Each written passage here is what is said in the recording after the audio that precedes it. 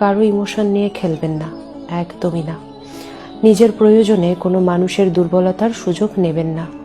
আপনার মন ভালো নেই বলে একটা মানুষকে 2 দিন মধুর কথা বলে 3 দিনের দিন যখন ছুঁড়ে ফেলে দেন, তখন একবারও জানতে ইচ্ছে করেছে সে কেমন আছে?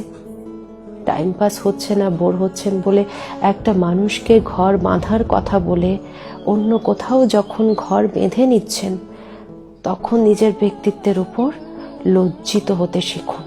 আপনার হয়তো ইমোশন নিয়ে খেলার অভ্যেস বহুদিনের, কিন্তু বিপরীত মানুষটার কথা একবার অন্তত ভাবুন। আপনার কাছে এটা ছোট্ট ব্যাপার হতে পারে, কিন্তু আপনার জন্য বিপরীত মানুষটা হয়তো সারা জীবনের জন্য প্রতিটি সম্পর্কের উপর, মানুষের উপর বিশ্বাস হারিয়ে ফেলেছে, নিজের প্রতি দিনের পর দিন আস্থা হারিয়ে ফেলেছে, ক্রমাগত সুন্দর জীবন থেকে দূরে সরে গিয়ে নিজেকে অন্ধকারে গুটিয়ে নিচ্ছে। সবাই ইমোশনালি এত স্ট্রং হয় না। ইটস ওকে বলে এগিয়ে যাওয়ার ক্ষমতা সবার থাকে না। হার্ট ব্রেক মেনে নেওয়ার সাহসটুকু সবার নেই বলেই বোধহয় অল্পতেই কিছু মানুষ সব ছেড়ে চলে যেতে চায়। কোনো মানুষকে এতটাও আঘাত করবেন না যে সে নিজেকে ভালোবাসতেই ভুলে যায়।